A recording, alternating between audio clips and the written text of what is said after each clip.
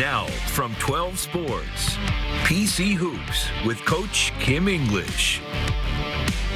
Welcome to PC Hoops with Coach Kim English. The Friars came into Saturday without their star big man, Josh Oduro, not because of injury. He and his wife welcomed their first child, so of course he was out, which presented a big challenge, but also a great opportunity for other guys to step up. And without Oduro, more pressure on the Big East leading scorer. He's been sensational. Devin Carter ready to go. First half, Butler on their game. DJ Davis hits the three. He led the Bulldogs with 20 points. Butler leading by 9 at the half. Second half, PC turns the Jets on at the under 11 mark. Carter finds Corey Floyd Jr. with the three. This game tied up at 53. Floyd had a team-high 20. A little later, Friars up 1. Carter to the bucket. Gets the bucket and the foul. He finished with 18 points. This came down to the final 30 seconds. PC up 1, but it's Pierre Brooks who backs down Rich Barron and gets the left-hand shot to go. Butler up.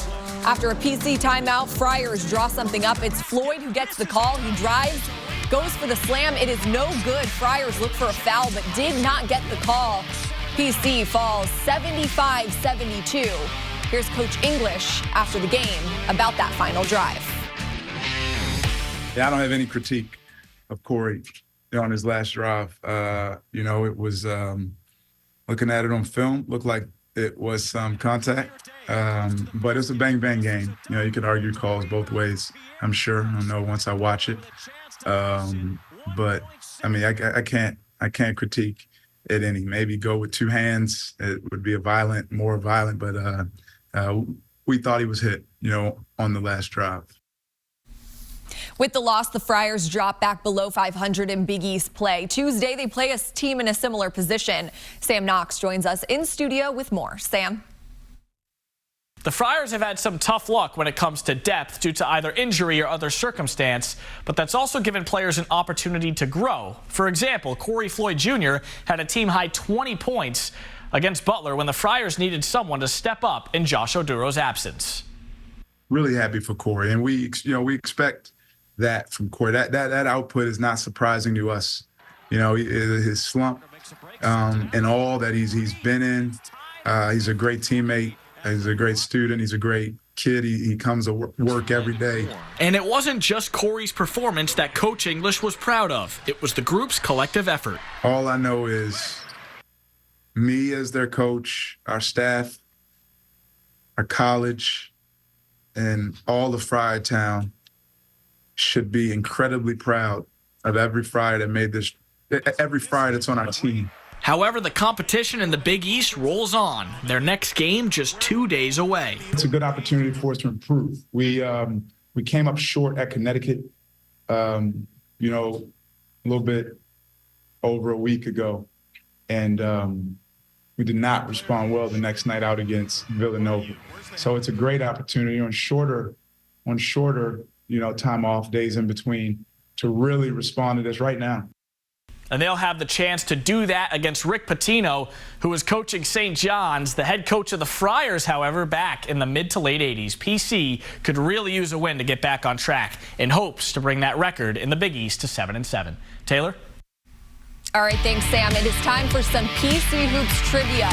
The question this week is, who was Providence's most recent All-American? You can send your answers to sports@WPRI.com. The first person who answers correctly will receive a prize, and will reveal the answer to the question at the end of the show. Still to come on the PC Hoops Coaches Show, we go one-on-one with the Friar head coach, as we do every week, a day after their loss to Butler. We'll be right back. PC Hoops with Coach Kim English continues. Welcome back to PC Hoops with Coach Kim English, and with that, we are joined by the Friar head coach. Coach, thank you so much for your time, as always. Last night, obviously no Josh for good reason, but how big of a hole is that for you to have to fill when he's not out there? First, just want to congratulate Josh and Caroline and welcome the new baby boy into the world. That took precedent, over basketball yesterday. The health and safety of the birth of their child, but we still have a basketball game to play, and we still have goals to accomplish, and we fell short yesterday. Disappointing. We felt we had a game plan, even without Josh, that would give us a chance. It did. We didn't execute key plays down the stretch that would have helped us secure the victory. And Coach, you mentioned after the game yesterday that you wanted to look and do some introspection as to what you could have maybe done better to put your team over the top yesterday. When you took a look at that tape and you've thought about it here over the past 24 hours or so, what did you come to? Yeah, it goes back to practice, and it's things we've talked about and emphasize. But the thing of coaching kids, college kids, is that the fact of the matter is it's not taught until it's learned. Free throw box outs, I have not done a good enough job emphasizing to pinch to get the shooter, because Telford got an offensive rebound after a free throw, and at the end of the day, that falls on me. And again, some of this stuff is catch-22, right? Maybe we should have doubled, Telford and Pierre Brooks, at the end. You always second guess. Maybe we could spend more time on free throws than we do. But the beauty of our program is we want every person in our program, That's okay, to look at the games and say, what could I have done better? Mm-hmm. We never ever point and say, what could you have done better? It's always, what could I have done better? And from a player's standpoint, from an assistant coaching standpoint, from a head coaching standpoint, from an athletic training standpoint, from a strength and conditioning standpoint, that's how we grow. And you guys are at the point in your schedule, obviously, where this is all repeat conference opponents. What do you learn from a first meeting that you can then take into, for example, St. John's on Tuesday? Well, we struggled transitioning. We did a good job getting the ball inbounded against that pressure. We really struggled, getting it to our offense. They have a changing amoeba offense. They have a zone that morphs into a man-to-man in the middle of the possession. We didn't do a great job either just running our man offense or running our zone offense quicker. We have to do a better job at that. We'll also, hopefully shoot the ball better from the free throw line. And lastly, defensive rebound. I thought they got some key offensive rebounds. Danish Jenkins played a great game.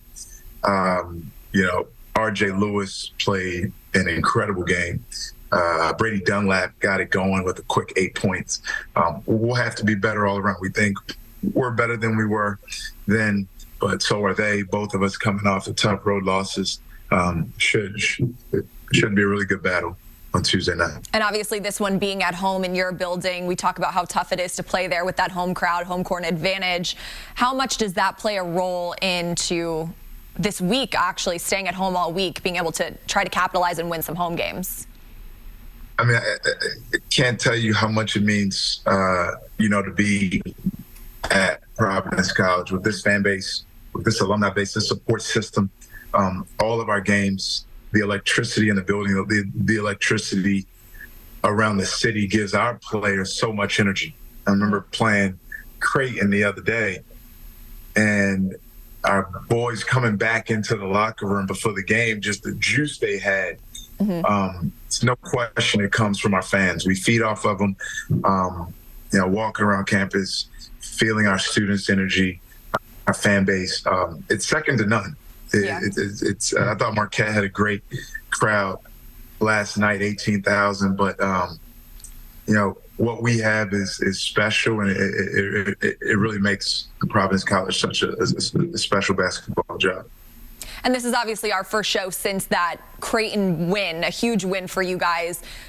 You talk about responding from losses, right, and the loss at Villanova. How did you like how your guys responded, and is that an opportunity this week to do something similar on Tuesday? Yeah, I actually liken it less of the response from Villanova and more to what our response was after Connecticut. Mm-hmm. An emotional loss. Villanova just, we were just really, really bad, and they just played a lot better than us. I'm really, really anxious to see how we prepare, how we respond, how we play on Tuesday after an emotional loss where multiple players played 40 minutes. Very disappointing loss, similar to the Connecticut game. I'm really curious, but excited to see how our group responds. All right, head coach Kim English, thank you so much for your time, and more of the PC Hoops Show continues after this.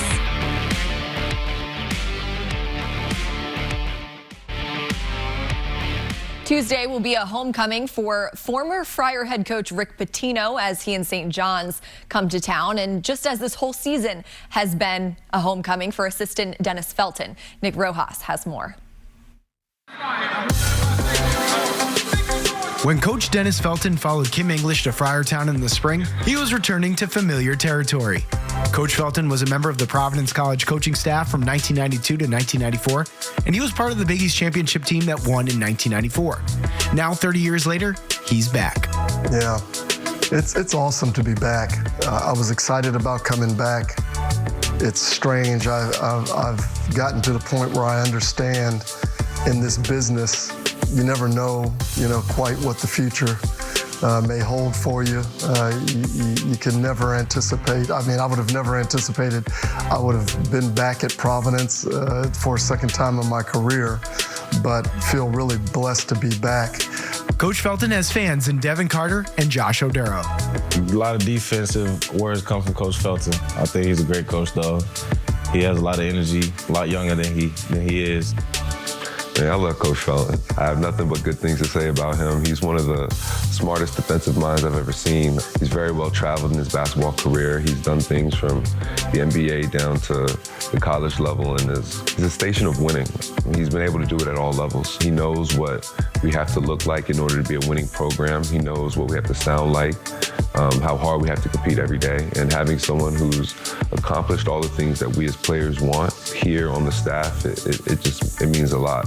He's that one guy on the coaching staff that he'll always let you know what he's thinking, always let you know what we need to do better, and very appreciative for Coach Felton. While the fan base is still as passionate as they were in the early 90s, there are still a few changes between then and now. Always loved Providence and Providence basketball, but it's a better place than ever before now. A lot of people have really put in great work, and a lot of people have invested in this program to make it a stronger program where you can have a higher level of expectation than ever before, because we enjoy great facilities. We continue to enjoy great fan support, but the fan support's even better now because the students are more involved and everybody brings more energy to the AMP. It's a great place to recruit to and a fun place to play. It's one of the most special places to play college basketball in the country. For Providence Friar Basketball, I'm Nick Rojas. Still to come on the PC Hoops Coaches Show, Kevin McNamara of WPRI and Kevin Mac Sports joins the show to provide his analysis of this past week in Friartown. We'll be right back. News. Welcome back to PC Hoops. I'm joined by Kevin McNamara and K-Mac. Let's get into it. Yesterday, obviously, congratulations to Josh Oduro and his wife welcoming their first child, but that's a big hole to fill on the court for PC. They came really close even without him. What did you see? Overachieved in my eyes. As soon as I found out that Josh wasn't going to be there, I really thought they were in deep trouble. Great job by Kim English and his staff, and obviously the players. They dug deep into that toolbox to be able to, different lineups. The lineups we haven't seen all season long. Not only the starting five, but throughout the entire game. I think it threw Butler off because think about it, Butler prepared for Josh Oduro. Right. So it kind of worked both ways, but Providence, really great opportunity, just slipped through their fingers. And let's go back to the final seconds of that game. What was the biggest difference, the reason that Providence couldn't come out on top in your mind? Yeah, well, the very last play we'll talk about, I'm sure, but missed free throws. But, missed free throws happen. People are like, well, if they made free throws, we wouldn't have gotten to the last. But missed free throws happen. There was a turnover, and there were two post plays in a row. Butler went inside. They should have went inside more in the second half. For whatever reason, Providence did a good job keeping them out of the post. And they just scored, two easy hoops in the last minute that really hurt.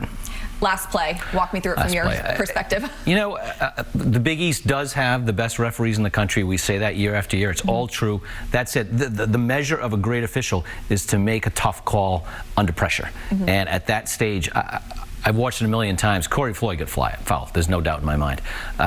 And, you know, it's tough to make that call with 3 seconds to go, but he got slaughtered. I mean, he really got hit. Yeah. And it would not have decided the game. He still would have had to go to the free throw line and make 2 shots for the lead. So, you know, that's a tough one. But you like to see them have the opportunity to do Absolutely, that. you lose know? it at the free throw line rather than lose it on a missed call. I've heard from some fans, you know, why isn't Devin Carter taking that last shot? Well, Devin had the ball, gave it up with 9 seconds left, probably wanted it back, and yet Corey had an opportunity. He really took advantage of it. He really couldn't have done much else besides make that dunk. And obviously a tough opponent, a team that's been playing really well. Good so team. it's a team that, you know, obviously they could have won that game, but also a team that you could see them losing to as well. So this week you're going into a couple home games. How crucial, we've talked about it a lot, to capitalize back-to-back home games? Massive. There's no question. You have to win pretty much all of your home games, and I think Providence can win all of their home games. My issue is right now it's about compiling a resume for the NCAA tournament, right? Their biggest hole, I think, is they have 2 road wins. They need more road wins. Great opportunity yesterday. Goes by the boards. They still have some really tough ones. Xavier is an opportunity. Tough game, but opportunity. They go to Marquette. Tough. You know, and Georgetown. So there's really very few chances left. Yeah, and speaking of, let's go back to the game last night, and we talked a little bit about having to play a different way. What does that show you about this team, that they're able to make such a change in what they normally do and then still be able to play so close? Well, think this, for the last 3 weeks, Corey Floyd has really struggled, and with a totally different role, you know, against Butler, he shines. 20 points, made 3-point shots, played exactly how, really, I think Kim English thought he would be able to play all season long. He hasn't been able to shoot the ball all that well. Maybe he takes this and moves on. Either Garway Duell was much better, play with more confidence.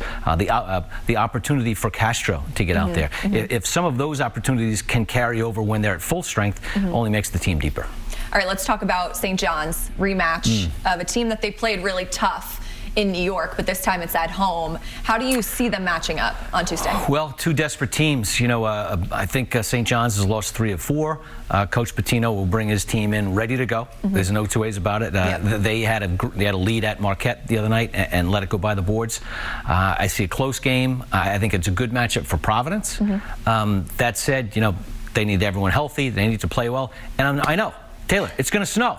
Right. That's okay. You know, you got all day long to plan out your attack to get downtown, fight through the snow, and the team will be there, the referees will be there, they will play. And the media will be there, we will be there we'll be there. well we'll be there. to cover it. But just any final thoughts on the position that Providence is in? You know, you get a big win against a ranked opponent, Creighton, and then you fall just short again. It feels like it's 1 step forward, maybe 2 steps back in a way of building that resume. Well, it's funny, the Friars over the last 10 years, they've done a good job in February and usually finish well. They're going to need one of those. I don't know how many games are left, but you know, they need to finish well down the stretch, maybe go 4-2 down the stretch into the Big East tournament. That'll position them well. If it's 1-1 every week, it's not going to happen. You know, they will not. The NCAA tournament will not take a team with 13 losses. You know, they are at 9 now. They again still have to go to Marquette. Connecticut still comes in here. Those are 2 really difficult games, great opportunities, but tough games. I'm not saying they have to win the rest of the games outside of those 2, but it'd be a good place to start. All right, K-Mac, thanks so much. You're welcome, Taylor. And more of the PC Hoops Show continues after this. Before we go, let's take a look ahead. The Friars are at home this week looking to capitalize on that advantage starting this Tuesday when PC hosts St. John's. That's at 7 o'clock. The Friars lost to the Johnnies by 2 last month. After that, PC hosts 0-12 DePaul on Saturday at 7:30, a team they beat on the road 100-62 back on January 17th. Before we go, also, here's our trivia answer. As promised, the question was, who was Providence's most recent All-American? And the answer is David Dube. So if you got that right, we will be in touch. If you're the winner, we'll reach out to you and you will receive a prize. That was back in 2021. That's going to do it for this edition of PC Hoops with Coach Kim English. We'll see you right here next week. Have a great night.